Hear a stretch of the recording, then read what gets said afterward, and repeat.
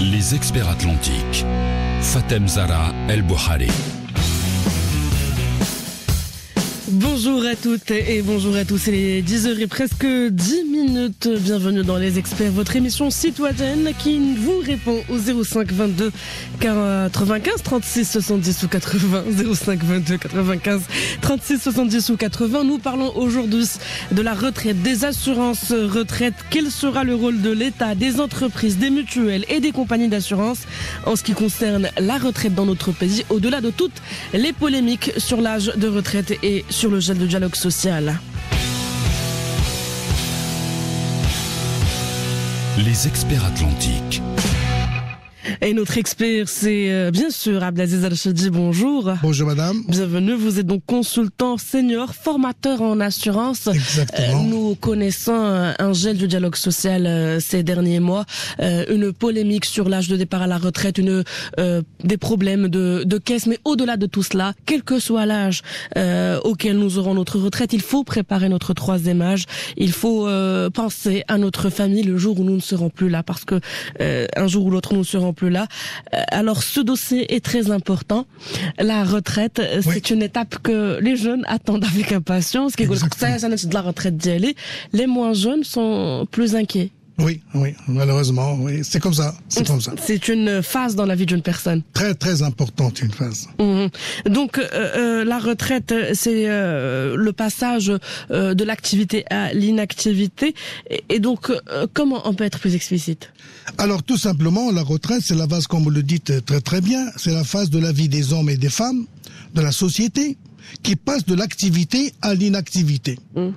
Alors, tout simplement, au sens économique et social, la retraite est l'époque dans la vie d'un humain où il se retire de la vie active. Il ne travaille plus. En d'autres termes, il devient du jour au lendemain inactif. Et ça, c'est très important.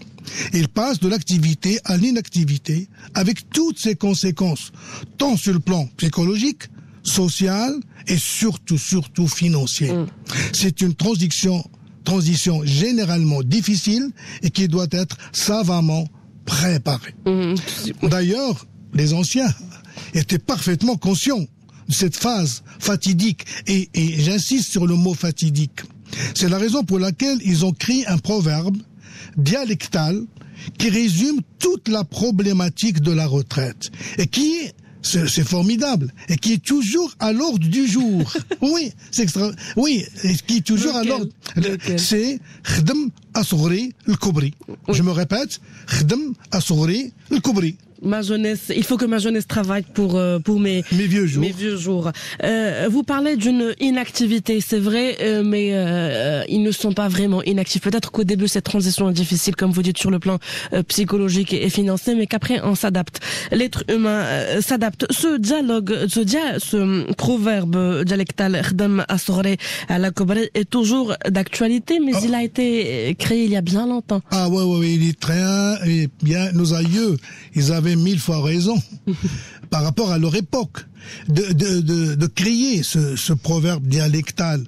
Et ce qui est formidable, c'est qu'il est toujours d'actualité. C'est ça, c'est que 60 ans, 80 ans après, il est toujours d'actualité. Et c'est la logique même. Que nous voulions ou non, il arrivera un jour ce que nous appelons le troisième âge, où nos forces vont faiblir. Ça, c'est inéluctable, on n'a pas le choix. Nous ne pourrons plus faire face à nos travaux, qu'ils soient professionnels ou autres. Nous deviendrons de plus en plus des personnes impotentes et nous aspirerons à plus de repos et de quiétude. C'est inéluctable, madame, on n'y peut rien. Et personne, j'ai dit, n'y échappera. Personne n'y échappera. Et comme nous ne pourrons plus travailler, le revers de la médaille, il n'y aura plus de rentrée d'argent et c'est la chute libre, avec ses conséquences fâcheuses et dramatiques sur le plan social. C'est la raison pour laquelle ce proverbe prend toute son importance en attirant l'attention des gens sur la nécessité de préparer financièrement parlant cette période lorsqu'on est encore jeune, en fleur de l'âge. Vous le dites très bien, il faut nous préparer psychologiquement, certes avec peut-être des programmes pour notre troisième âge, et il y a également le côté financier qu'il faut préparer. C'est le plus important, c'est le plus important. Ce n'est pas, madame, à 50 ans, à 55 ans qu'on prépare notre retraite, c'est un peu trop tard. C'est un peu trop tard. Il faut prendre ça tout jeune, comme je l'ai dit, en fleur de l'âge. Si nous nous transposons par rapport à l'époque de nos ancêtres, qui ont créé ce proverbe dialectal, il voulait dire par là l'achat d'une maison, mettre de côté de l'argent, investir dans du bétail, dans l'immobilier, etc. Ainsi, ils avaient à l'époque, des revenus locatifs, un pécule, un commerce, etc., pour faire face aux imprévus, aux maladies, aux charges, etc. À notre époque, ce postulat est toujours valable. Mais ça, j'insiste sur ce proverbe, bien qu'il soit dialectal. Ce postulat est toujours valable, avec en sus des moyens modernes. Bien sûr, le Maroc de 2016 n'est pas le Maroc de l'an 2000 ou 1900. Encore moins 1980. Exactement. Tels que les caisses de retraite dont nous disposons actuellement, l'assurance vie offerte par les compagnies d'assurance, les actions, les obligations, les FCP, fonds communs de placement, etc., etc. Toutes ces choses-là, toutes ces caisses, tous ces moyens modernes dont nous disposons actuellement nous permettent d'avoir une très belle retraite, généralement à nos 60 ans. À nos 60 ans, c'est aujourd'hui 60 ans, le gouvernement voudrait ramener cet âge à 62 ans puisque les caisses sont vides, les syndicats refusent. Donc pour le moment, la loi est toujours claire. Elle est toujours claire, 60 ans. C'est 60 ans, ce n'est pas 62 ou 65. La règle, la loi, c'est 60 ans. Il est question de rehausser ce chiffre-là, 62 ans, mais c'est toujours un projet tout simplement. Ça, c'est un autre débat même. Oui, un autre débat épineux et difficile. Nous parlons uniquement de l'assurance. Donc, il y a 3 points à retenir dans cette loi, c'est ça? Faut me dire. Oui. Il y a 3 lois. Et la loi, actuellement, elle fixe l'âge de la retraite à 60 ans. Concrètement, qu'est-ce que ça veut dire? Ça veut dire tout simplement, d'abord, c'est l'âge avant lequel un employeur n'a pas le droit de mettre à la retraite d'office son salarié. Il n'a pas le droit. Il doit le garder jusqu'au maximum 60 ans. Même s'il veut s'en débarrasser, non monsieur, vous n'avez pas à le déclarer en retraite. Je veux pas partir, je veux rester. Eh ben, il n'y peut rien. À 60 ans? Ensuite, à 60 ans, le salarié a le droit de quitter. Même si son employeur il veut le garder, il n'en est pas question. À 60 ans, je veux me reposer, je veux partir, il ne peut rien contre moi. Il ne peut pas me retenir contre moi. Et enfin, l'employeur ne peut garder sous forme de salariat au-delà de 60 ans. Et c'est formellement interdit. Si jamais on trouve quelqu'un qui a plus de 60 ans avec un contrat de salariat, eh ben, croyez-moi, l'employeur, il est passible d'une amende parce que il a contrevenu la loi, il n'a pas respecté la loi en vigueur. J'imagine ça, parce qu'il y a quand même quelques exceptions, c'est-à-dire qu'il y a quelques métiers qui partent plus tôt à la retraite, ceux qu'on appelle des métiers pénibles. Mais il y en a d'autres qui peuvent rester en activité au-delà de 60 ans. Oui, effectivement. Il y a certains métiers qui sont un peu spéciaux. Vous avez 1000 fois raison. Certaines professions bénéficient d'un droit de partir plus tôt que l'âge légal de 60 ans, en raison de la pénibilité ou bien des difficultés à exercer certaines professions. Prenez le cas d'un mineur de fonds ou un mineur d'exploitation qui passe 6 heures, 7 heures, 40 mètres, 50 mètres sous terre, on ne peut pas le garder jusqu'à 60 ans. C'est un travail pénible, généralement à 50 ans. C'est le cas des conducteurs de train. On ne peut pas garder jusqu'à 60 ans conducteur du train, avec tous les risques. Imaginez, une personne est capable de faire des ravages des ravages parce que il a vieilli, il a faibli. Donc généralement, chez nous, à l'ONCF, c'est 50 ans. Au-delà de 50 ans, on peut pas le garder. Il peut faire une autre fonction au sein de l'Office national. Oui, autre chose, oui, exactement, ou partir en retraite. Oui, ou partir en retraite à 50 ans. Oui. Imaginez, à 50 ans, oui, à 50 ans, certaines personnes, la loi leur donne le droit de partir moins de 60 ans. Généralement 50 ans. À l'inverse, et certaines tâches de la fonction publique ou semi-publique bénéficient d'un droit à partir plus tard. Ce n'est plus 60 ans. C'est 62, 65 ans, parce que l'État a besoin de ces gens-là. C'est le cas des ingénieurs militaires. Un ingénieur militaire, ce n'est pas n'importe qui. Ce n'est pas n'importe qui. On peut pas lui dire 60 ans, au revoir monsieur. L'État, le pays a besoin de lui. Il part à 65 ans. Le cas des enseignants du cycle supérieur. Les professeurs, les certains magistrats, je vous en prie. Pardon, certains magistrats, etc. Il y a certains travaux où on a besoin de certaines catégories de spécialistes. Ces gens-là, la loi leur permet d'aller au-delà de 60 ans. Des enseignants du cycle supérieur. Maintenant, certains on peut garder certains métiers au-delà de 60 ans, d'autres partent à 50 ans. Ça dépend de la nature de la nature du métier. Ça aussi, ça crée un peu polémique dans le nouvel âge de départ à la retraite, 62 ans, excepté pour les métiers difficiles, les métiers à risque ou les métiers pénibles. Mais parlons toujours de la situation actuelle. Malheureusement, pour l'ensemble de la population, toute la population ne bénéficie pas justement de cette... Malheureusement non. C'est comme ça, on n'y peut rien. Toute la population marocaine ne bénéficie pas de la retraite. Une partie bénéficie, c'est vrai. La deuxième partie ne bénéficie pas du tout de retraite. Notre population se subdivise en deux parties. Celle qui a un employeur. Moi, j'ai devant moi un employeur, qu'il soit du secteur privé, c'est le cas des salariés, ou du secteur public, l'État, par exemple, c'est le cas des fonctionnaires, ou encore des semi-publics, c'est le cas des salariés des offices, des régies, etc. Ces gens-là bénéficient de la retraite, car légalement, leur employeur doit, je dis bien doit, c'est la loi qui le dit, doit s'occuper obligatoirement de leur retraite à leur place. Moi, je suis un fonctionnaire, je suis un policier, je suis un cadre auprès d'une société. Moi, je n'ai pas à me soucier de ma retraite. C'est mon employeur, qu'il soit société privée ou public ou semi-public, qui doit s'occuper de moi. C'est une obligation pour que je puisse, à mes 60 ans, avoir un pécule, avoir une retraite viagère. Et une somme d'argent que je vais recevoir mensuellement toute ma vie. Donc, il y a quelqu'un qui travaille pour moi, de par la loi, et c'est l'employeur. Malheureusement, le reste de la population, qui n'a pas d'employeur, prenez le cas d'un épicier. Un commerçant en général. Un commerçant. Il n'a pas de patron. Il n'a pas devant lui un emploi. Il doit s'occuper lui-même de sa retraite. Parce qu'il n'a pas d'employeur. Alors pour cette deuxième partie, chaque personne doit agir individuellement, je dis bien individuellement, pour élaborer un plan de retraite.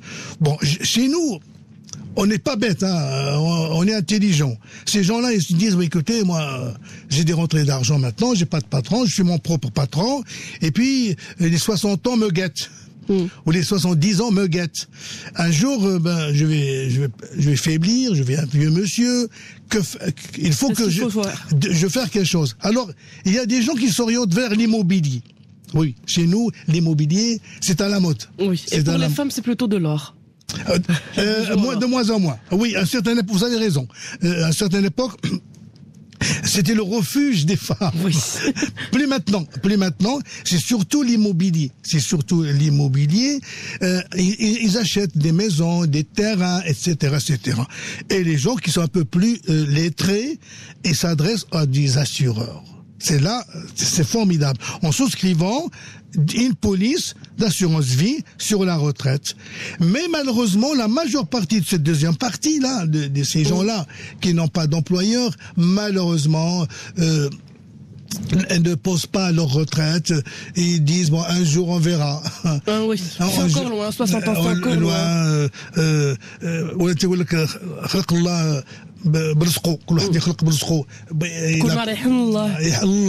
Ils attendent, et puis un jour, 60 ans arrivent, 70 ans arrivent, et malheureusement, on les voit un peu partout. Et puis nous ne sommes pas à l'abri d'un accident. Absolument, d'une maladie, absolument, voilà.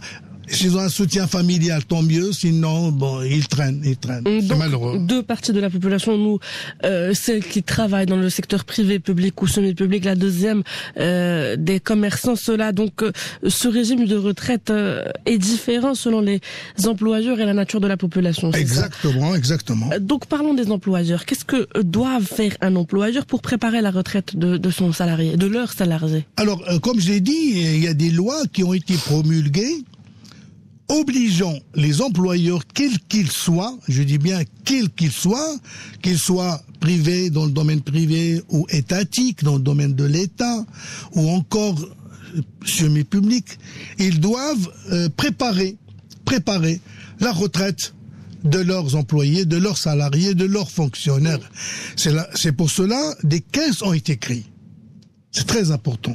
Des caisses ont été créées par l'État suivant la nature de la population à gérer, et ces caisses-là reçoivent de l'argent, collectent l'argent et gèrent ces milliards d'argent pour collecter des cotisations auprès des employeurs selon leur qualité. Alors ces caisses-là, certaines sont obligatoires. Vous n'avez pas le choix, monsieur l'employeur. Vous devez placer, entre guillemets, vos salariés auprès de telles caisses.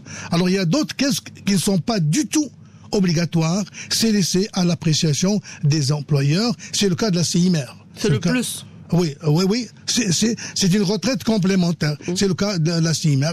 Donc, il y a des caisses qui sont obligatoires, on n'a pas le choix, alors que d'autres caisses ne sont pas du tout obligatoires. Posez vos questions. 0522 95 36 80. Les experts atlantiques. Fatem Zara El Bouhari.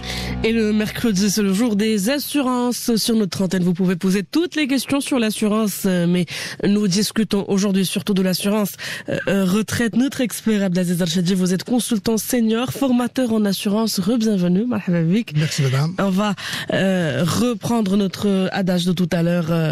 Khdam asghari ala kabri, c'est toujours d'actualité, c'est au cœur de notre émission pour aujourd'hui. Nous parlions donc des entreprises qui sont obligés de préparer la retraite de leurs salariés. Vous parlez de cotisations faites aux caisses. Est-ce que ces cotisations sont à la charge uniquement de l'employeur? Non, pas du tout.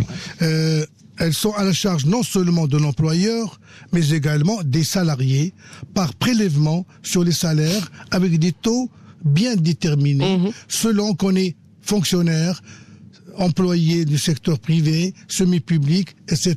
Il y a généralement deux taux.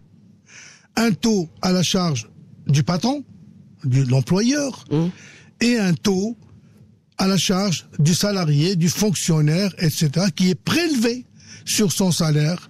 Et l'employeur, il collecte les deux montants et il les verse à telle ou telle caisse suivant ses spécificités. Donc on appelle ça les parts patronales et les parts salariales, c'est-à-dire les parts que paient les patrons et les parts que paie le salarié. Exactement. Nous avons parlé de certaines caisses qui collectent et gèrent des cotisations de la part des employeurs privés et publics et nous réglons par la suite aux salariés des rentes à leur retraite suivant des dates bien précises. Pour nous en parler, ces caisses?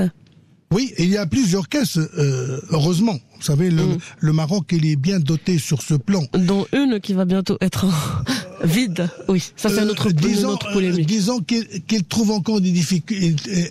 Non, il a quelques années de vie. Et après, plus nous avançons dans le temps, plus il faut revoir sa situation. Peu importe. Il y a plusieurs caisses dans notre pays, heureusement, c'est tout à notre honneur. Suivant qu'on est du secteur privé, du secteur public ou encore du semi-public. Donc pour le secteur privé? Alors pour le secteur privé, il y a 3 caisses très connues. C'est la CNSS, la CIMER et la CNRA. Donc, il faut, on va aller passer au peigne fin, la CNSS, la CIMR et la CNRA. Exactement. Oui. Alors, la CNSS, c'est la plus connue, ou Caisse nationale de sécurité sociale, Sondok Daman Ijtimai, est un organisme étatique et qui est obligatoire. Cela veut dire que les employeurs du secteur privé n'ont pas le droit de ne pas y être affiliés. Ils doivent impérativement placer leurs salariés auprès de cette caisse, sous la tutelle du ministère de l'Emploi et de la Formation professionnelle. Il dépend étroitement du ministère de l'Emploi et de la Formation professionnelle. Oui, c'est donc une population qui est concernée par cette CNSS, toujours dans le secteur privé. Exactement, il s'agit des salariés travaillant dans le commerce, l'industrie, les professions libérales, les associations, les syndicats, les coopératives, les entreprises artisanales, les marins-pêcheurs, les travailleurs temporaires ou occasionnels, les employeurs et travailleurs d'exploitations agricoles, forestières et de leurs dépendants.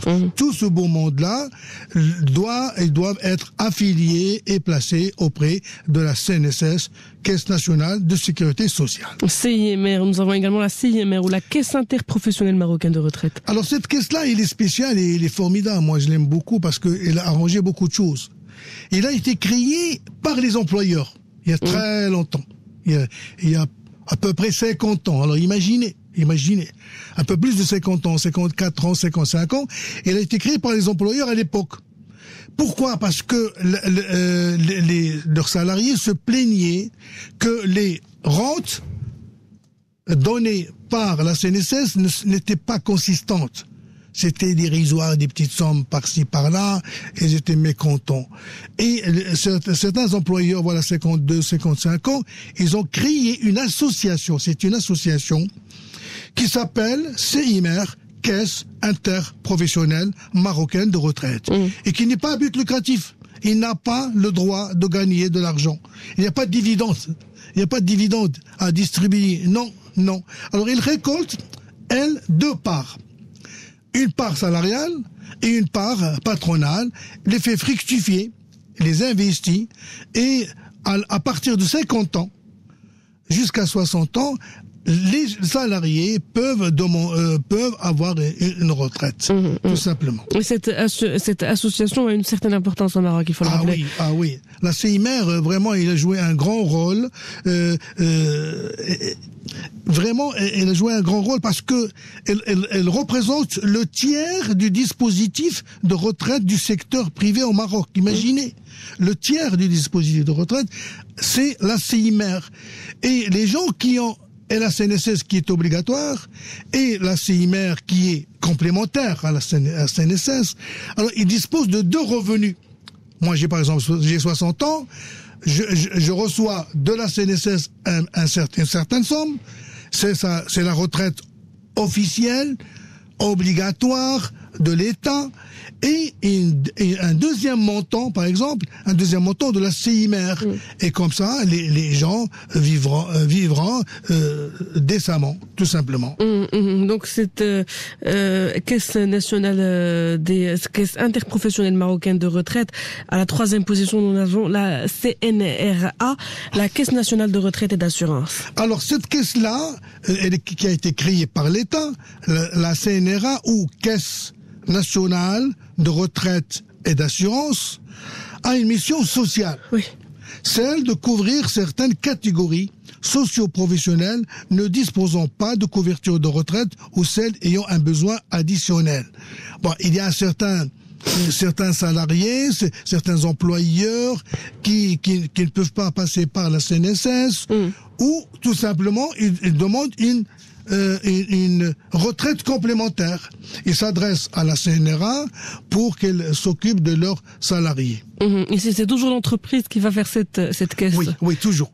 Donc cette caisse nationale de retraite et d'assurance s'intéresse au secteur privé, nous l'avons dit, puisque nous parlons toujours du secteur privé. Cette caisse a créé des produits exclusifs pour certaines populations, j'imagine. Exactement. Alors la CNRA, elle a son poids, elle a son poids sur le marché.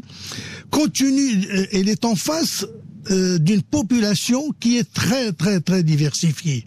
Alors et qui se ressemble pas, Elle a créé des sous-caisses, si vous voulez, des régimes à part. C'est le cas du régime record ou régime complémentaire de retraite qui concerne les entreprises privées, les entreprises publiques, les PME, les PMI, les associations, les groupements. Allez, je vous arrête. Vous parlez des entreprises publiques alors que vous nous dites que cette caisse est faite pour le secteur privé.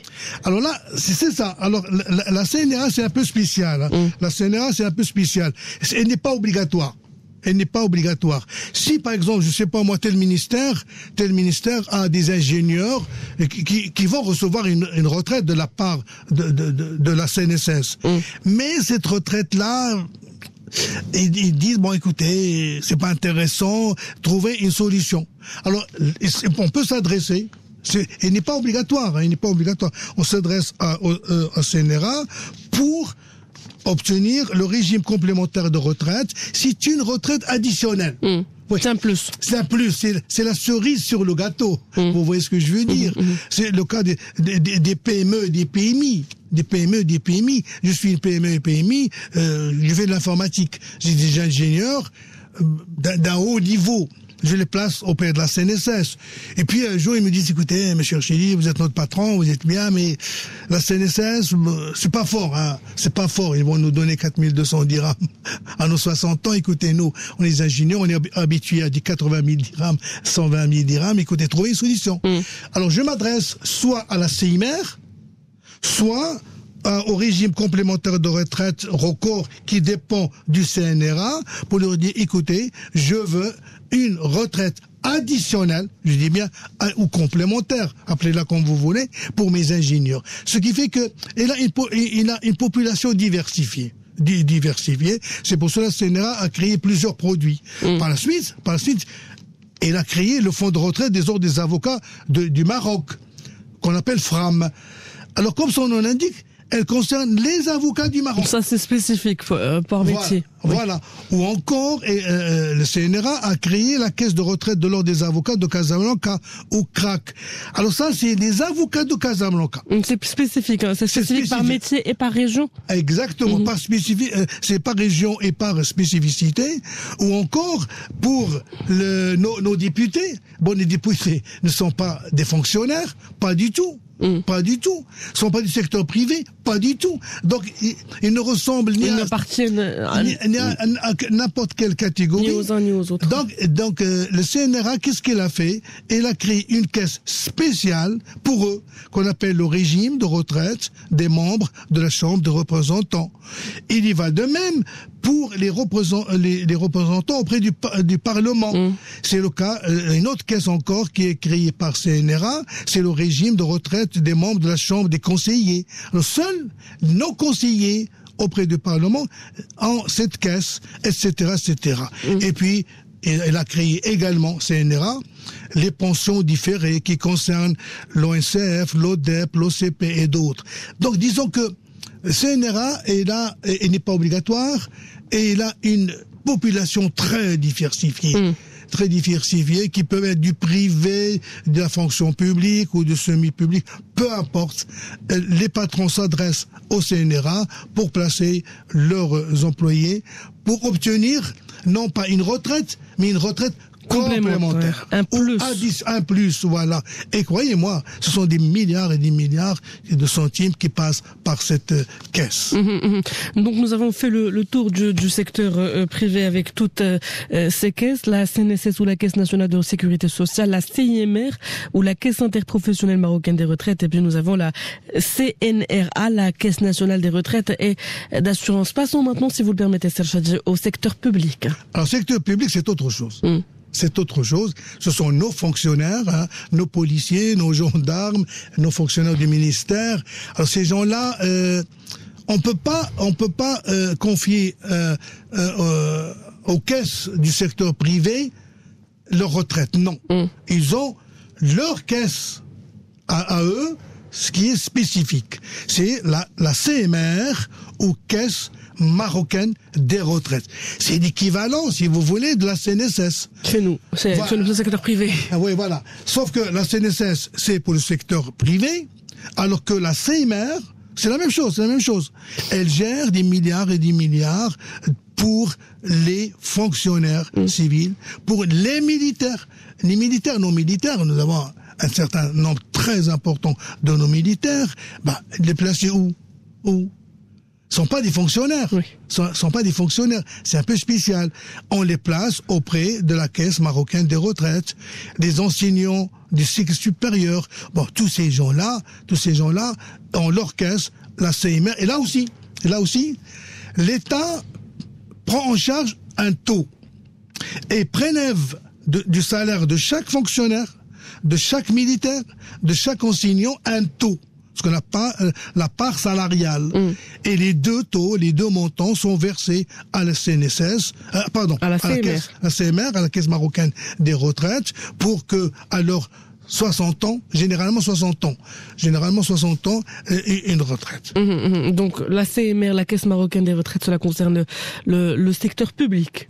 Et la CNSS, c'est le secteur privé, vous avez raison, et la CMR, Caisse marocaine des retraites, c'est le secteur public. Nous avons aussi le RCAR, c'est ça? Voilà, il y a également une deuxième caisse qui a été créée pour les gens qui travaillent avec l'État.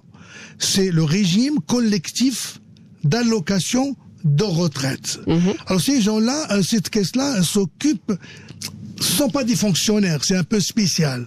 C'est les salariés non titulaires de l'État ou les collectivités locales, les collectivités publiques, le Majalis Beladia, le Majalis Qarawiya, dont le budget est géré par le président de la commune. Vous voyez, c'est des balayeurs, c'est les gens qui s'occupent de la propreté de la ville, des jardins, tout ce que vous voulez. Bon, ces gens-là, c'est presque des fonctionnaires, mais ils travaillent pas avec Rabat, avec l'État.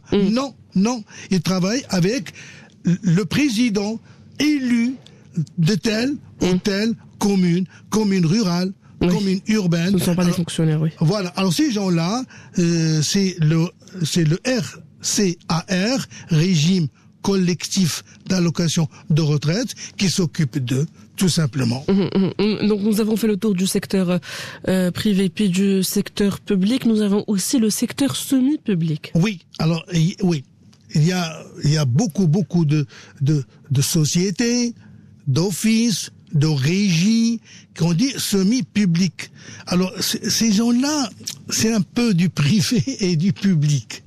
Oui. Moitié-moitié. Moitié-moitié. C'est le cas de la Régie des tabacs, de l'ONE, de l'OCP, de la Royal Air Maroc, de l'ODEP, le fonds Hassan II. Il y a d'autres exemples, bien sûr. Et d'autres, il y a énormément, l'ONTS, tout ce que vous voulez. Ah bon, ces régies-là, ces offices, sont pas des fonctionnaires. Non plus, sont pas des privés, ce sont des régies.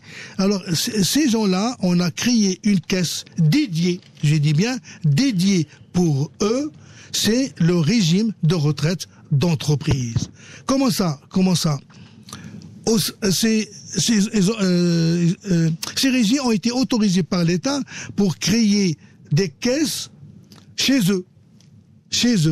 Je m'explique. La Régie des tabacs consacre chaque année un certain nombre de millions et de millions de dirhams de son budget pour payer les gens.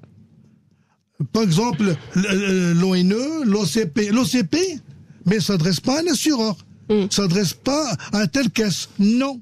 Nous avons une autorisation spéciale pour créer une caisse à nous, pour nos salariés, pour nos ingénieurs qui recevront à leur âge, cela dépend, 50 ans, 60 ans, une retraite, etc. Ce qu'on appelle le régime de retraite d'entreprise. Donc, c'est un régime qui est traité au niveau de l'entreprise. Propre à l'entreprise. Et qui ne dépend pas de tel assureur, de telle caisse étatique, de telle caisse du privé. Non, tout simplement. Posez vos questions. 0522 95 36 80. Les experts atlantiques. Fatem Zara El Bouhari. Et c'est un spécial assurance, comme tous les mercredis dans les experts 05 22 95 36 70 ou 80. Nous parlons plus spécifiquement aujourd'hui du troisième âge, de la retraite des assurances à cet âge-là. Notre expert, Abdelaziz Arshadi, consultant senior, formateur en assurance. Bienvenue encore une fois. Nous avons fait donc le tour des caisses pour le secteur privé, le secteur public et le semi-public. Nous avons également les compagnies d'assurance qui jouent également un rôle très important dans ce domaine-là. Ah oui.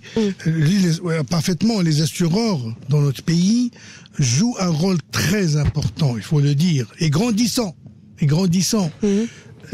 La pénétration de l'assurance au Maroc, chaque année, on gagne du terrain. C'est pas assez, malheureusement. D'une manière générale. Vous voulez plus, toujours plus. Oui, bien sûr, parce que comparativement avec les pays européens, nous sommes vraiment à la traîne. Mais dans l'ensemble, comparativement avec les pays africains, on est vraiment très, très, très avancé sur le plan assurantiel, sur le plan de l'assurance. Mais disons que il faut aller au-delà de ça. En ce qui concerne la retraite, les assureurs jouent un rôle très important en offrant une panoplie de produits sur l'assurance vie en général et sur l'assurance retraite en particulier. En d'autres termes, nos compatriotes n'ont que l'embarras du choix. Donc, l'embarras du choix auprès d'un assureur en disant, monsieur, écoutez, moi, j'ai 25 ans, 30 ans, etc. Je veux 20 000 dirhams, une rente viagère à partir de mes 60 ans, par exemple. Oui. Et ça s'appelle l'assurance rente différée. Ou bien d'autres personnes vont venir en disant, écoutez, moi je travaille très bien et ma femme, mes enfants, mais Amal Biyedillah, un jour je vais mourir et je vais laisser ma femme et mes enfants sur la paille, comme on dit en France. Bon, je veux pas ça. Et alors que ce que vous voulez, monsieur, je veux que ma femme ait une retraite décente de 20 000 dirhams par mois. Comme ça, elle restera chez elle, en éduquant mes enfants jusqu'à leur majorité. Et ça, c'est formidable. Ce qui fait que les assureurs actuellement sont très avancés sur le plan assurance vie. Et je le répète, nos compatriotes n'ont que l'embarras du choix. Donc, nous avons trois sortes d'assurances, comme vous dites, en cas de vie, en cas de décès. Et j'imagine qu'il y a les assurances mixtes où on mixe un peu les deux. Prenons un premier appel de cette matinée. Mohamed de Casablanca. Mohamed.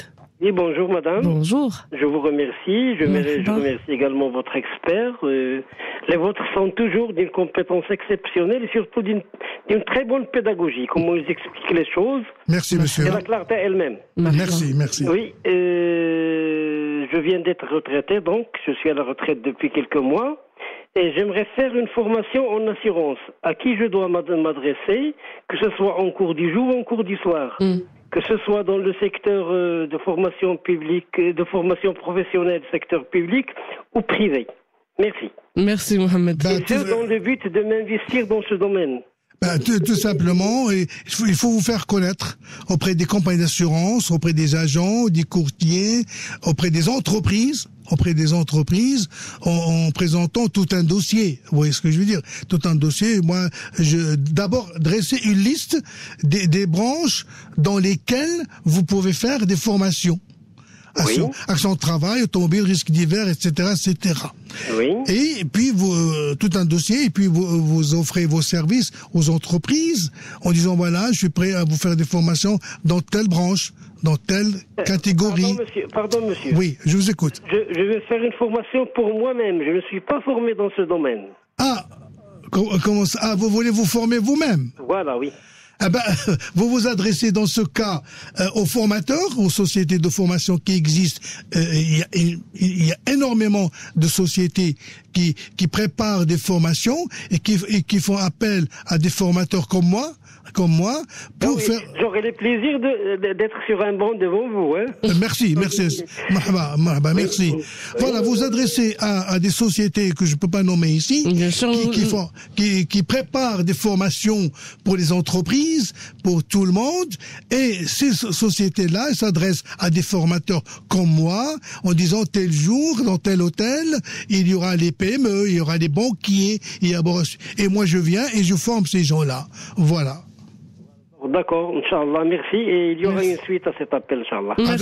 Merci beaucoup, Mohamed Marhaba, Alors, nous parlions des 3 polices. Nous allons les analyser. Commençons par l'assurance en cas de vie. Oui. Alors, d'une manière générale, madame, ce qu'il faut dire concernant l'assurance vie, et se subdivise grosso modo en assurance en cas de vie et les assurances en cas de décès et les mixtes. Avant d'aller plus loin. Les assurances en cas de vie, ce sont des gens qui se soucient de leur avenir.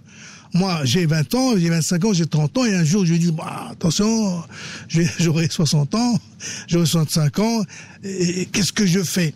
Je dois faire quelque chose. Donc, les assurances en cas de vie concernent les gens qui ne pensent pas à leurs épouses ou à leurs familles. Ils pensent à eux-mêmes. Exactement. C'est ce qu'on appelle l'assurance en cas de vie. Et puis, la deuxième catégorie, c'est les assurances en cas de décès. Ce sont les gens qui sont soucieux de leur famille, de leurs proches, en disant, et un jour je serai plus là, que va devenir ma femme? Que vont devenir mes enfants? Ça, c'est autre chose. Ce sont des gens consciencieux, qui ne pensent pas à eux-mêmes, qui pensent aux autres. Et puis, la meilleure, c'est la troisième catégorie, ce qu'on appelle les assurances mixtes. Alors là, c'est la plus chère. Ouais. C'est la plus chère, et fait appel aux deux. Je pense à moi, tout en pensant aux autres. Vous voyez ce que je veux dire? Donc, on va analyser ces trois catégories d'assurance. Dans les assurances en cas de vie, on l'appelle également de capitalisation. Comment ça? J'utilise la compagnie d'assurance en tant qu'investisseur institutionnel pour placer auprès d'elle mon argent. Chaque mois, je lui donne 3 000. Et puis, il va me rendre mon argent.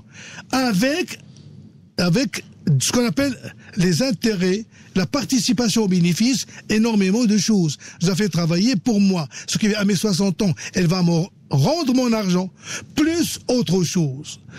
C'est l'assurance en cas de vie. Alors, l'assurance en cas de vie, elle se compose généralement, de deux polices. L'assurance en cas de vie avec des rentes différées et l'assurance rentes immédiates. Alors, pour l'assurance rente différée, ce que j'ai dit tout à l'heure, je veux, monsieur l'assureur, à mes 60 ans, à mes 65 ans, 20 000 dirhams par mois.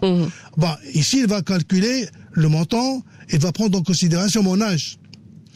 Plus je suis jeune, plus le montant, il n'est pas très important de la prime. Oui, 2 000, ce que je paie. Ce que je paie, 3 000, 4 000 dirhams, à tout casser. Plus j'avance dans le temps, plus la prime, elle augmente. Ce qu'on appelle les rentes différées. Comment ça? Ces rentes vont m'être attribuées, mais d'une manière différée à mes 60 ans. Il y a, dans les assurances en cas de vie, ce qu'on appelle l'assurance rentes immédiates. J'ai hérité 2 millions de dirhams. J'ai peur de ces 2 millions de dirhams, je risque de les dilapider, comme on dit. De les dilapider, je m'y connais pas, 2 millions de dirhams, ça me fait peur, ils vont se volatiliser. Je vais voir un assureur, je disais, monsieur l'assureur, je vous donne les 2 millions de dirhams, maintenant. Et alors, ce que vous voulez, je vends une rente viagère maintenant. Tout de suite. Mais c'est formidable. Oui. C'est mieux. Il va calculer mon âge et la probabilité suivant la table de mortalité. Il va me dire, écoutez, je vais vous donner 10 000 dirhams par mois. Ça m'arrange, monsieur. Voilà les 2 millions, donnez-moi 10 000 dirhams par mois. Bien sûr, si je meurs quelques années après, il est gagnant. Bien sûr. Mais si à 90 ans, je suis toujours vivant, il est perdant. Il est perdant. Mais c'est un peu une loterie. Oui, oui. Et c'est toujours une retraite formidable. Au lieu d'avoir 2 millions de dirhams que je risque de dilapider, je préfère avoir un montant toujours le même, qui sera viré chaque mois dans mon compte bancaire, et c'est une belle retraite. Bon, oui. Il y a également, comme j'ai dit tout à l'heure, les assurances en cas de décès. En cas de décès, on va en parler dans un instant, si vous le permettez. Oui. Prenons Bahija de Rabat. Bahija. Bonjour. Bonjour. Comment allez-vous? Ça va, merci, vous. Merci. Alors, ma question est la suivante pour l'expert d'aujourd'hui. Oui. Je travaille dans un organisme international à Rabat, avec un contrat spécial qu'on appelle contrat de service, et je ne suis pas inscrite parce que j'ai ce type de contrat, je ne suis pas inscrite dans le régime classique de cette organisation. Par contre, en signant mon contrat, on m'a demandé de souscrire à une retraite au niveau de ma banque, que l'organisme me rembourse à hauteur de 600 dirhams par mois. Alors j'ai 35 ans et je souhaiterais savoir ce que je peux moi faire au niveau des assureurs privés pour justement assurer ma retraite. Quelles sont les possibilités? Madame Bahija, c'est simple. Je viens d'en parler. Je viens d'en parler. Ce qu'on appelle, notez ça s'il vous plaît, l'assurance en cas de vie avec des rentes différées. Je viens d'en parler. Autrement dit, vous allez voir un assureur de la place. Monsieur l'assureur, je vais vous donner 600 dirhams. Yelkina. Je vais vous donner. Par exemple. C'est bien ça. Tout à fait, oui. Je n'ai que 600 dirhams. Vous pouvez ajouter, je sais pas moi, 1000 dirhams de votre poche. Ce serait mieux. Voilà. Ce serait mieux. Voilà. Ou 2000 dirhams, que c'est. Est-ce qu'on peut ah oui, bien sûr. quelque chose tant qu'on est salarié et tout ça pour justement oui, préparer notre retraite. Bien sûr. Voilà. Vous allez voir un assureur, monsieur l'assureur, je vais vous donner 2600 dirhams, sachant que vous allez récupérer 600 dirhams auprès de votre employeur. Je vais vous donner 2600 dirhams et je veux 20 000 dirhams à 1060 ans.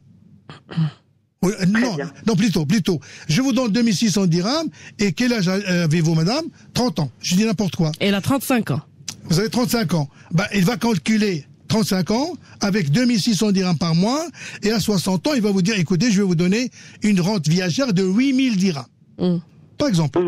Ok, on fait à la police, je signe, et un virement automatique chaque mois de 2600 dirhams, et puis vous attendez 60 ans, comme ça vous aurez 8000 dirhams, en plus d'autres retraites. Sûrement vous aurez d'autres retraites, je ne sais pas moi. Donc ce sera une retraite complémentaire, tout simplement. Très bien, merci. Rente différée.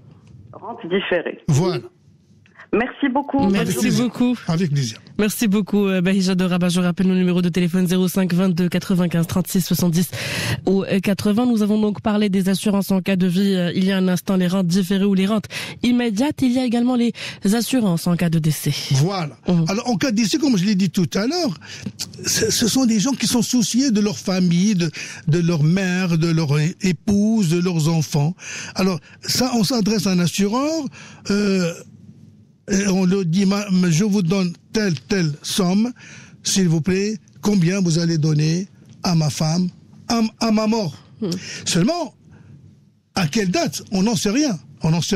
Donc l'assureur, il attend que vous mourrez pour commencer à donner, je sais pas moi, 20 000 dirhams à votre épouse et à vos enfants.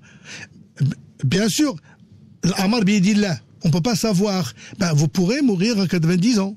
À 95 ans, comme vous pouvez mourir à 40 ans. Toujours est-il, c'est une assurance formidable pour les gens qui ne veulent pas voir leur épouse traîner ou retourner chez ses parents, ou vous avez des enfants que vous aimez, que vous chérissez, que vous aimez beaucoup, et puis tant que vous êtes là. Mais un jour, vous mourrez, ça c'est inéluctable. Et puis vos enfants risquent de traîner dans les rues, votre épouse ne pourra plus payer les 6 000 dirhams mensuels de l'école, quelque chose comme ça, et ils vont traîner dans la rue. Donc, l'assurance en cas de décès permet d'obtenir une retraite à telle ou telle personne que vous désignerez dans les conditions particulières de votre police. Donc, il y a également dans cette assurance décès, il y a l'assurance de décès vie entière et il y a l'assurance en cas de décès à terme fixe. Oui. Alors, l'assurance en cas de décès se subdivise en deux parties. L'assurance en cas de décès vie entière. Cela veut dire, je souscris une police maintenant, je dis à l'assureur, durant toute ma vie, le jour où je mourrai, payer 20 000 dirhams à ma femme. Oui. Ça peut être demain. Ça peut être après-demain. Je meurs, 20 000 dirhams vont commencer à être versés à ma femme. Comme ça peut être à n'importe quelle époque. Ce qu'on appelle assurance en cas de décès, vie entière. C'est clair. La deuxième possibilité, c'est en cas de décès à terme fixe.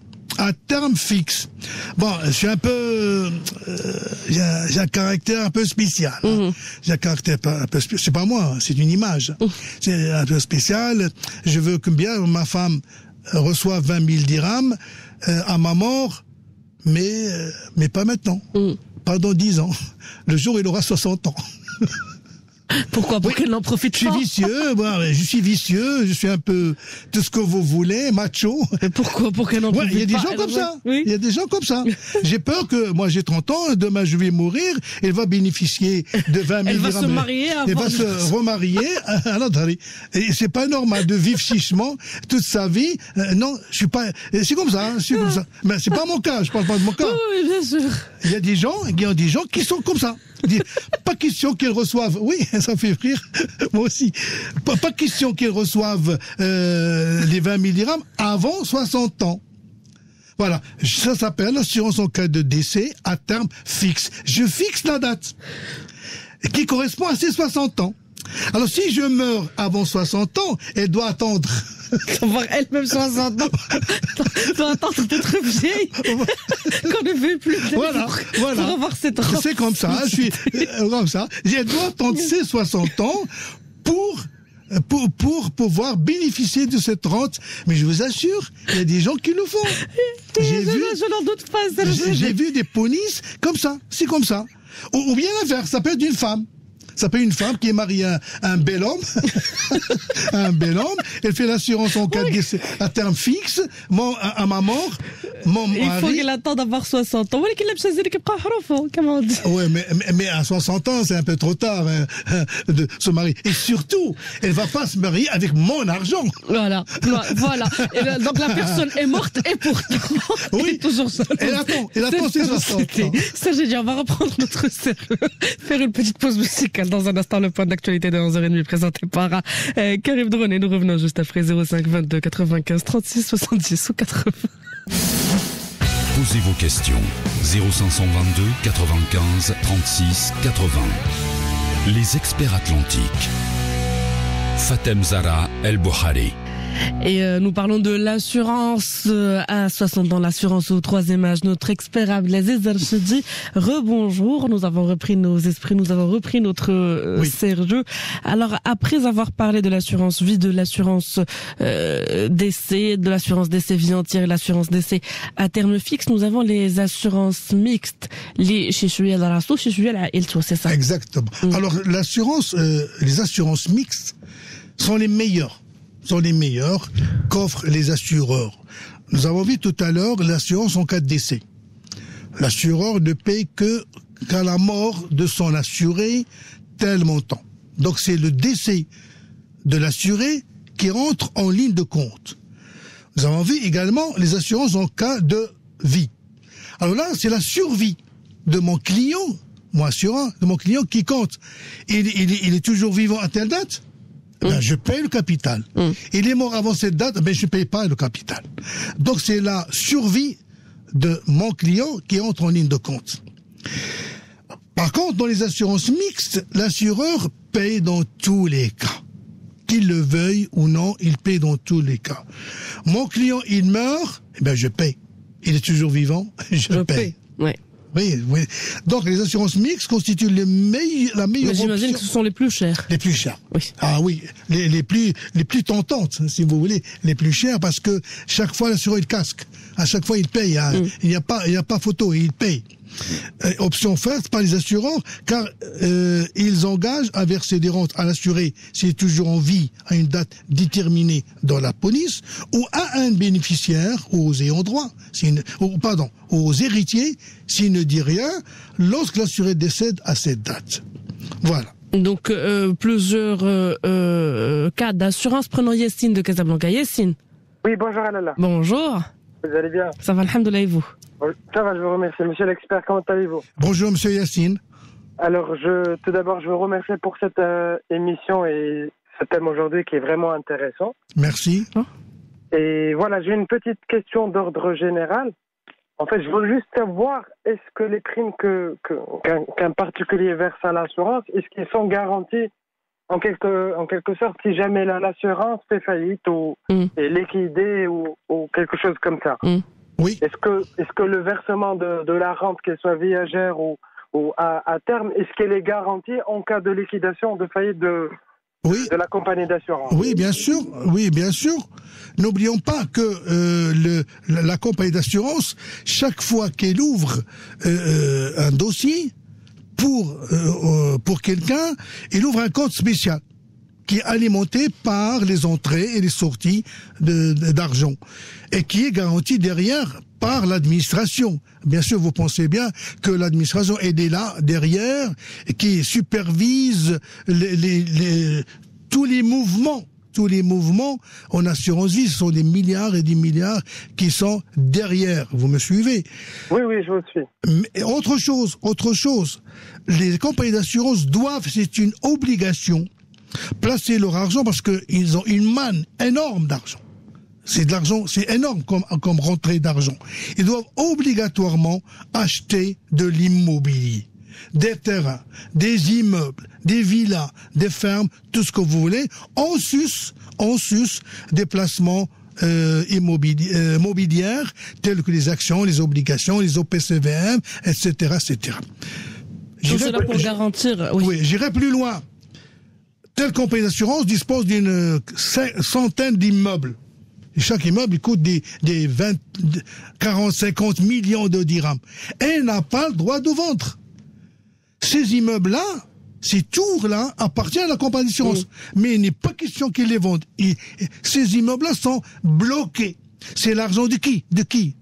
À moi, vous, nos assurés, les assurés qui ont souscrit. Et des polices, ils peuvent saisir ces immeubles.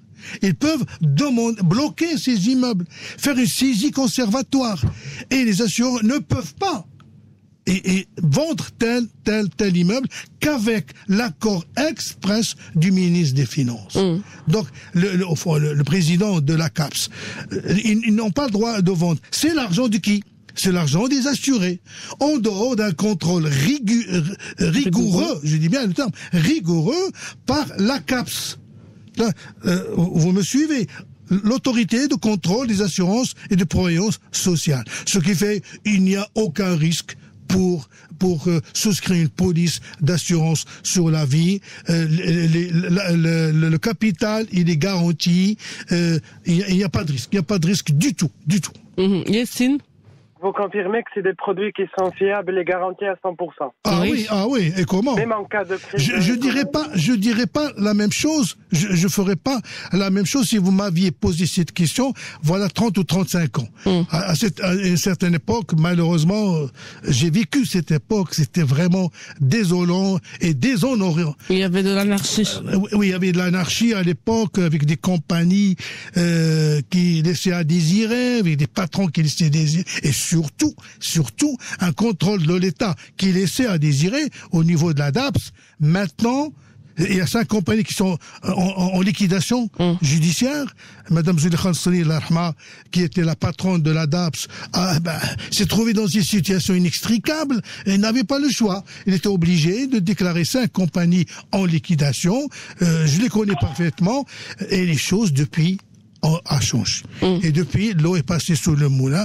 C'est différent. C'est différent. Maintenant, chacun joue son rôle, chacun contrôle, et je peux vous garantir qu'il n'y a aucun risque, tout simplement. Et supposons même supposons même, il y a plus d'argent, eh bien, il y a les immeubles. Vous m'avez compris? Il y a toujours un fonds, il y a toujours un capital. Bien sûr, il y a toujours des milliards et des milliards en placement immobilier, que les assureurs, peuvent saisir absolument. Non, il n'y a aucun risque. Ça, je peux vous le garantir. Rassurez-vous, Yassine. Quand vous avez une mauvaise expérience? Non. En fait, je compte investir dans une assurance et c'est pour ça que la première question qui m'est venue à l'esprit, c'est ça. Non, vous pouvez y aller. Non, vous pouvez y aller. J'ai votre feu vert alors. Ah oui. D'ailleurs, je suis passé par là. Mes deux enfants, ils ont fait leurs études en France grâce à l'assurance. Oui. Je vous assure, j'ai fait des assurances parentales et d'éducation pour leur permettre d'aller en France. Et 20 ans après, lorsqu'ils ont atteint l'âge de 19-20 ans, j'ai sorti leur capital, je les ai emmenés en France. Et grâce à l'assurance, mes enfants maintenant sont des ingénieurs avec master. Oui. Et il y va de même pour l'appartement. J'ai acheté un appartement, j'ai obtenu un crédit et j'étais obligé d'avoir une assurance temporaire, si jamais je meurs, si jamais il y a un problème. Et ça marche. Non. N'ayez aucune crainte. Je vous donne le feu vert. Comme vous dites. Merci Yassine de Casablanca. Nous parlons donc de ces assurances vie, assurance décès et assurance mixte. Elles ont toutes les trois des primes à régler aux assurances. Est-ce qu'elles sont périodiques ou est-ce qu'elles se font en une seule fois? Alors, oui, vous avez bien fait de me poser cette question, à l'exception de la police concernant l'assurance rente immédiate. Je rappelle, rente immédiate. Je veux que mon assureur, il me donne dès à présent, il n'y a aucun délai, dès à présent, 20 000 dirhams par mois, une rente viagère. Je peux pas lui donner 2 000, 3 000, 20 000. Ça... Bien sûr que non. Ça colle pas du tout. Ils vont me dire, ok, vous voulez 20 000 dirhams par mois, en rente immédiate, donnez-moi un capital de 2 millions de dirhams. Donc, c'est le seul cas, c'est la seule police où l'assureur ne peut souscrire cette police qu'avec une prime unique. Vous me donnez 2 millions de dirhams d'abord et je vous donne 20 000 dirhams par mois toute votre vie, par exemple.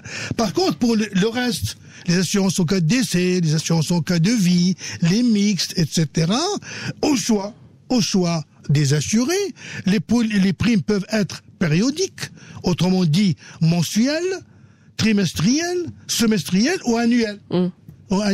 Suivant leur montant. Oui, si le montant est très important, je travaille, je peux vous donner, monsieur l'assureur, que 2 000 dirhams par mois.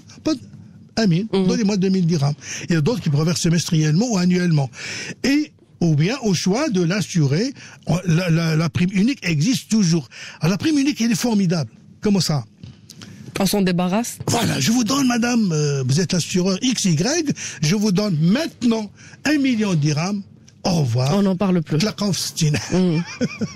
Oui. Je veux plus entendre parler de vous. Ne me contactez pas. Je reviendrai vers vous si je suis toujours vivant. Sinon, vous êtes gagnant. Avec un certificat de vie, je suis toujours vivant. Je suis pas mort. Donnez-moi mes rentes viagères. Et ça, c'est formidable.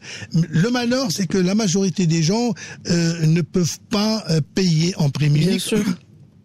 Parce qu'elle est très très importante généralement. Voilà. Je voudrais revenir sur votre intervention avec Yassine de Casablanca. Vous parliez d'une assurance éducation qui intéresse nos auditeurs. L'assurance éducation, qu'en est-il? Comment ça se passe concrètement? On parle du 3e âge, mais comme vous dites, nous avons des enfants qui auront demain 18, 19, 20 ans qui voudront suivre leurs études supérieures à l'étranger, peut-être. Oui, alors ça, vous avez bien fait de me poser ces questions, mais ça n'a rien à voir avec la retraite. Bien sûr que non, c'est juste une parenthèse. Parenthèse, mais c'est bien.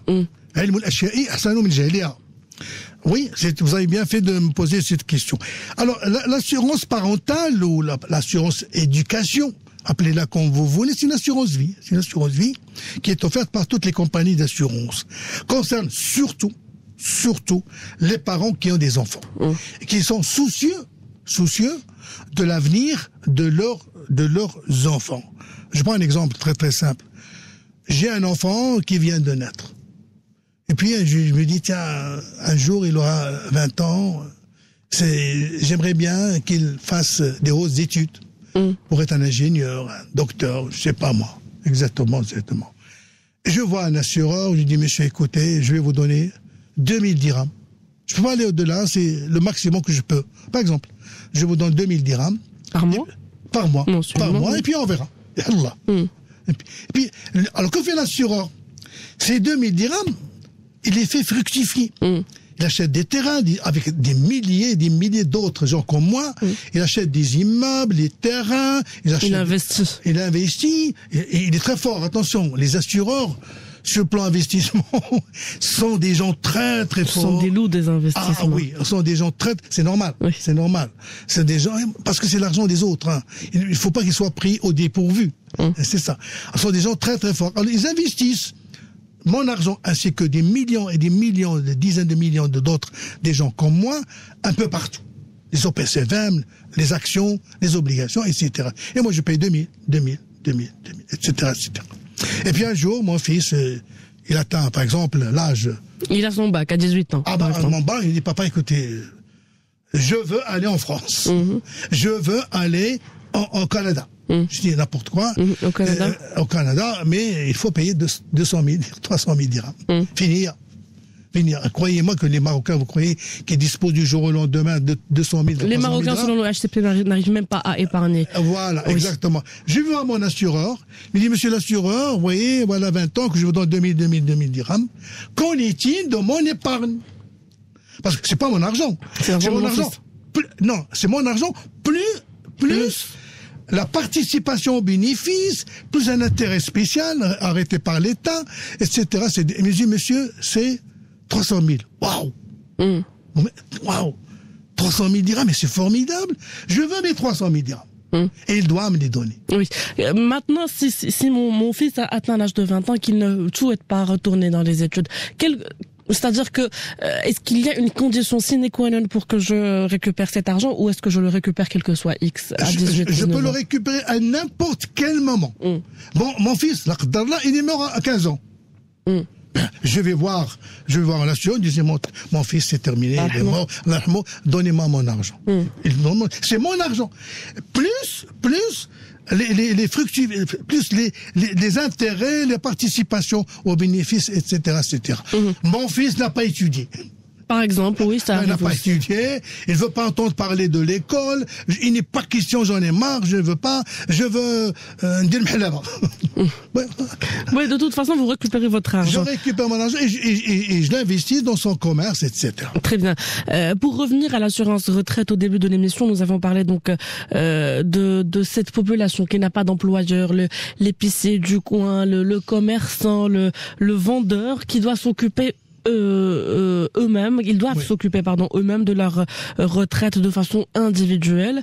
Alors comment est-ce que ça se passe? Comment ils devraient s'y prendre avec les assureurs pour bénéficier de ce qu'on appelle une belle retraite? Et puis qu'est-ce que vous lui conseillez en tant que consultant senior? Deux choses. En tant que consultant et conseiller des entreprises, des compagnies d'assurance et des assureurs, je lui conseille deux choses. D'abord, tout dépend du budget maximum que la personne peut consacrer à l'assurance retraite. Bien entendu, plus la prime périodique est consistante et conséquente, plus la retraite, elle aussi, sera importante. Bien sûr, ça c'est le premier conseil. Excusez-moi si je vous arrête pour prendre Mahmoud de Casablanca. Mahmoud. Oui, bonjour Lalla. Bonjour. Je vous remercie infiniment pour cette émission. Marhaba. J'ai une petite question, s'il vous plaît. J'étais mis à la retraite, pas exactement mis à la retraite, mais j'étais retenu par la société, mon employeur. Donc on a formulé une demande de maintien en service au niveau du ministère. Et cette demande nous a été accordée. Donc je suis toujours l'ancien régime en ce qui concerne la CNSS, en ce qui concerne tout. Mais j'ai un petit problème au niveau de l'assurance. Mon assureur, il a dit comme quoi je dois sortir de l'ancien régime et de m'intégrer dans un autre régime. Ça veut dire que je dois payer une cotisation de 5 000 dirhams en fonction du nombre de personnes qui sont à ma charge. J'aimerais bien, s'il vous plaît, que votre expert m'explique ce point-là. Vous êtes employeur ? Oui, je suis employeur, oui, dans une structure multinationale. Oui, mais qu'est-ce que vous voulez? C'est la loi qui a changé le système. Vous n'y pourrez rien. Vous me suivez? Bon. C'est la loi qui a changé le système. Nous évoluons. À une certaine époque, vous avez fait le nécessaire auprès de la caisse de retraite, avec des taux bien précis. Vous voyez ce que je veux dire? Et il y a une nouvelle loi qui a été promulguée en rehaussant, en augmentant les taux ou les montants. Ben, vous n'y pouvez rien. C'est comme ça. Si vous le permettez de vous avoir interrompu, mais je parle là de la couverture médicale et de tout ce qui concerne l'assurance, ce qui concerne mes frais médicaux et tout ça. Donc mon assureur, il a imposé à ce que je paye 5 000 dirhams par personne qui sont à ma charge. Bon, moi et ma femme, et j'ai 3 enfants, ils m'ont dit comme quoi je dois payer 25 000 dirhams annuels. Si je veux être toujours couvert par une assurance maladie, une assurance hospitalisation et tout ça. Alors c'est l'AMO ou bien une assurance maladie d'un assureur? Ah non, c'est pas l'AMO, non, c'est une compagnie privée. Hein. Oui, alors la compagnie d'assurance privée, il y a une police qui est renouvelée annuellement. D'accord, mais avant, je ne payais pas ça. Oui, mais elle est libre de revoir ses primes. Oui. D'accord. La police qui a été conclue entre vous et la compagnie lambda dit certaines choses. Il fait la loi entre les parties. Mais vous pouvez dire au revoir, ça m'intéresse pas, je vais aller ailleurs. Et comme l'assureur peut vous dire, écoutez, c'est à prendre ou à laisser. Au début c'était X dirhams, maintenant c'est devenu X dirhams. Vous voulez accepter marhababik, vous restez avec moi. Vous voulez pas, mais vous résiliez, au revoir. Donc personne ne peut obliger l'autre à rester. Oui, mais c'est une compagnie avec laquelle, j'ai un dossier depuis 15 ans à peu près. Donc ça veut rien dire. Non, ça veut rien dire. Je m'excuse. D'accord, oui. Une assurance, c'est une société anonyme à but lucratif. C'est ça. Voilà, c'est une société anonyme à but lucratif. Elle est là pour gagner de l'argent. Je parle pas de vous, je parle d'une manière générale. Elle est là pour gagner de l'argent. Elle n'est pas là pour vos beaux yeux. Ça, je vous dis ce qu'il en est. Je m'excuse d'être franc. Elle n'est pas là pour vos beaux yeux. Elle est là pour gagner de l'argent avec des milliers et des milliers d'assurés. Et si tel assuré ne me plaît pas, tel assuré ne me fait pas gagner de l'argent, je fais des statistiques, je tire mon SP, rapport sinistre à prime, rapport SP, vous le connaissez pas, clarique.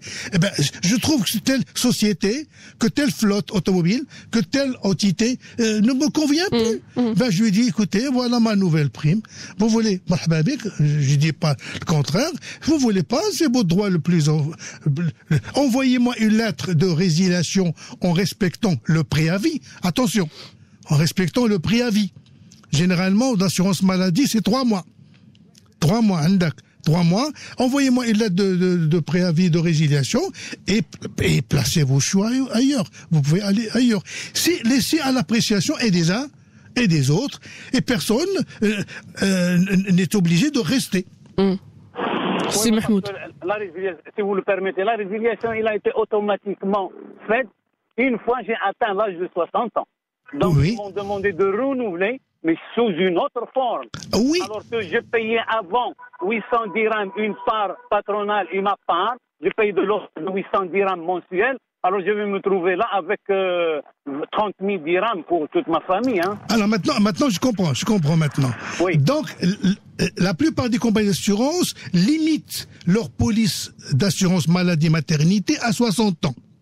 D'accord. Mais elles peuvent aller au-delà. Généralement, moyennant une petite surprime. Eh ben, c'est celle-là, parce que vous courez un risque, vous faites courir un risque à la compagnie d'assurance. Moi, je couvre quelqu'un de 20 ans. Si je couvre quelqu'un que de 62 ans, 65, ce n'est pas la même chose. Oui. Alhamdulillah, je me porte mieux qu'un gosse de 20 ans. Les assureurs ne veulent rien de savoir. Oui, je sais. Vous avez compris. Les assureurs appellent ça le facteur de dangerosité. d'une manière générale, hein, le facteur de dangerosité. Mahmoud, merci beaucoup. Rapidement, Serge Chadji, revenant au conseil que vous donnez à cette population qui n'a pas d'employeur, qui doit s'occuper elle-même de sa retraite. Vous conseillez de s'y prendre, surtout le plus tôt possible. Oui, le premier conseil, c'est de consacrer le maximum d'argent pour la prime, comme ça vous aurez une belle retraite par la suite. La deuxième possibilité, le plus tôt serait le mieux. Il faut pas attendre. Plus vous êtes jeune, vous faites une assurance, plus vous êtes jeune, plus la retraite sera consistante. Plus vous tardez, plus les choses se compliquent. Le même capital demandé à 20 ans ou demandé à 50 ans, la prime n'est pas la même. Le plus tôt serait le mieux. Et nous revenons, là encore, pour boucler la boucle. À notre fameux adage dialectal, oui. Plus vous êtes jeune, vous êtes jeune, faites l'assurance, préparez-vous. Mais plus vous avancez dans le temps, les choses se compliquent. Bien sûr, Serge Chadji, vous avez été notre expert pour aujourd'hui. Abdelaziz Chadji, vous êtes consultant senior, formateur en assurance. Merci d'avoir été avec nous à midi. Retrouvez Nedja Boumalif pour le journal de midi. Excellente journée avec la suite de nos programmes sur Atlantique Radio.